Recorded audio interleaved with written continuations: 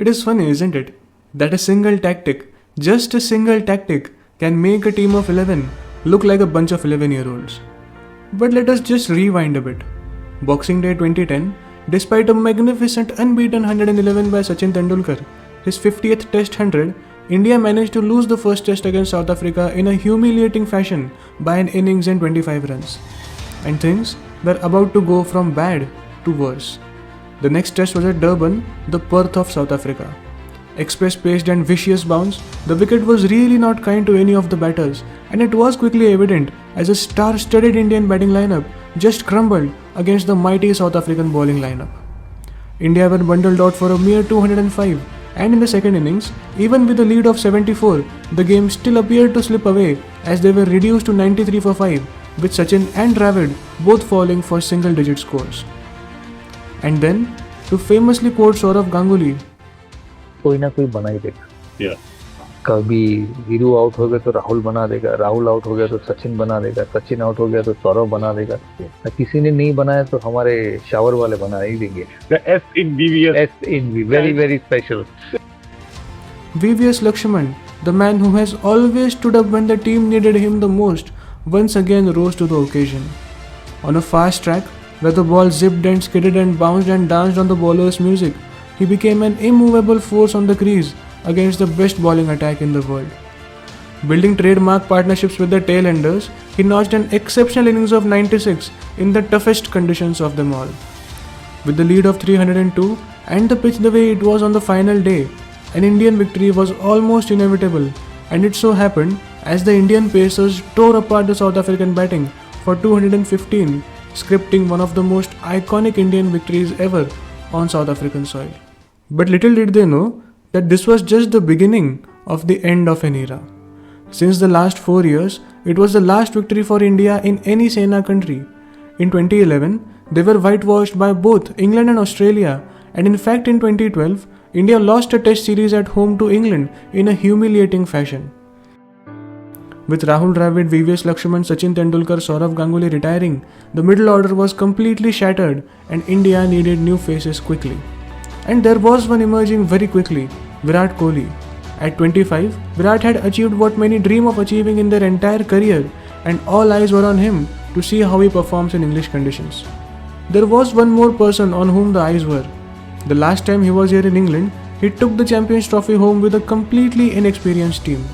MS Dhoni's red ball captaincy record itself wasn't turning out to be as good as his white ball reputation, and things needed to change really quickly. Now England, on the other hand, had suffered a humiliating series defeat to Sri Lanka at home and were looking to prove themselves in this upcoming series. One team with youngsters looking to make their mark in international cricket, a team struggling to even win a single test match, being whitewashed completely when they were here last time, competes with a team which is like a wounded lion, and fireworks were most likely to be burst on those 22 yards. With the first test being played on an absolute highway, the batsmen were now about to face their toughest challenge. As the covers were lifted, the greenest ever Lord's pitch was unveiled, and the bowlers were most certainly licking their lips. Inevitably, England won the toss and chose to bowl first. The Indian batting was suffering, and it was quite evident, especially after the retirement of Sachin Tendulkar, and in these conditions, they just simply crumbled in front of Jimmy Anderson. Setting a total on day 1 of a test match, India were reduced to a precarious 145 for 7, while the ball was dancing on the bowler's music. It was creating chaos on the opposite side. And to deal with this, a calm, composed mind that could just ease down this chaos was needed. And who better could it be than Ajinkya Rahane? As a beautiful sun shines through the stands of the home of cricket, glorious drives flowed through the bat of Ajinkya Rahane, who was now transcending from a young ambitious batsman looking to make his mark on the international stage to now slowly and steadily cementing his place in the side, becoming the backbone of the Indian batting. With determined front foot strides, charming cover drives, graceful leg glances and confident pull shots, Rahane brought up a magnificent century at the home of cricket and in the toughest conditions of them all when the team needed him the most. Now historically, India was never known for its fast bowling prowess. Change takes time, and the early signs of change appeared in 2008 at Perth. when a young Ishant Sharma, running in hard with long strides, made an absolute mockery out of perhaps the greatest Australian captain and batsman. A 19-year-old, tall, fast, bowling an average of 90 miles an hour and the ability to even bowl 10 to 12 overs in a spell, Ishant Sharma was probably the god's answer to all of the BCCI's wrongdoings. Fast forward 4 years later, late 2012, Pakistan toured India for 2 T20 internationals and 3 one-day internationals, a series that will be remembered for India's historic loss to Pakistan on home soil. But that tour will also be remembered for one more reason. For a fast bowler who bowled gentle medium pace but was still unplayable for the Pakistani batters. If a young 21-year-old boy can swing a white kookaburra ball and make an absolute mockery out of the Pakistani batsman, then just imagine that how would he swing the Red Duke's cherry on green pitches with overcast weather and in English conditions. Hence the 2014 tour of England was seen as very promising for Bhuvneshwar Kumar, and the pitch at Lord's, a lush green wicket with the grass blending in with the colour of the outfield, these were perfect bowling conditions. And as a young Bhuvneshwar Kumar made his Lord's debut with his heartbeat racing through the roof, what unfolded was nothing short of pure magic. It was as if before bowling, he was whispering some secrets to the ball, and the ball obeyed each secret with precision. If he wanted the ball to move away, it swung away. If he wanted it to jab back in, it came back in sharply. If he wanted it to go angling away from the left-hander, it whistled past the outside edge of the bat, even against the slope of the Lord's. That spell was nothing short of poetry in motion. With gentle medium pace, a smooth bowling action, and a perfect seam position, he captivated not only the audience but even the greatest of the fast bowlers as he etched his name on the Lord's Honours Board on his first appearance itself. But amidst all this chaos, Gary Ballance, just 3 to 4 test matches old, became just the batter that England needed. With uncanny resemblance to Andrew Strauss himself, on an easing pitch though, he notched a wonderful 100 just when his team needed him the most, and despite Bhuvneshwar Kumar's sensational 6-wicket haul, England managed to take a lead of 25 runs into the second innings. Now it's funny and sad at the same time that we are so obsessed with the personal lives of sportsmen and celebrities that we sometimes forget their immense contribution to the nation. And one such batsman was Murli Vijay. His 144 at the Gabba in 2014, 99 at the Adelaide in the same series, his 97 at Durban, one of the fastest tracks in the world, and against the bowling lineup of Dale Steyn, Morne Morkel, Vernon Philander and Jack Kellis are few of the best test knocks by Indian batters in overseas conditions and are still forgotten by many. With India in a dodgy position at 123 for 4 and the middle order collapsing, Murli Vijay steadied the ship and just grounded the fast bowlers down. He, along with MS Dhoni, staged a crucial 80-run partnership to save the team from an imminent batting collapse. Vijay was in extraordinary form that day. The drives were flowing, the glances were elegant. It was as good as it gets at the home of cricket. A magnificent Lord's century was there for the taking, but a lapse in concentration after facing nearly 250 balls as he toyed with one outside off stump and edged it off to Matt Pryor for a soft dismissal that brought up an ironic end to his innings as he missed a well-deserved name on that honours board by just 5 runs. Now with India still in a tricky position at 203 for 6 and with a lead of less than 180, Ravindra Jadeja walked into bat. And once Murli Vijay got out, Jadeja launched a fierce counter-attack. The English bowling lineup suddenly looked like a gully cricket team. There was just no way to stop the chaos as Jadeja was on a full-blown rampage.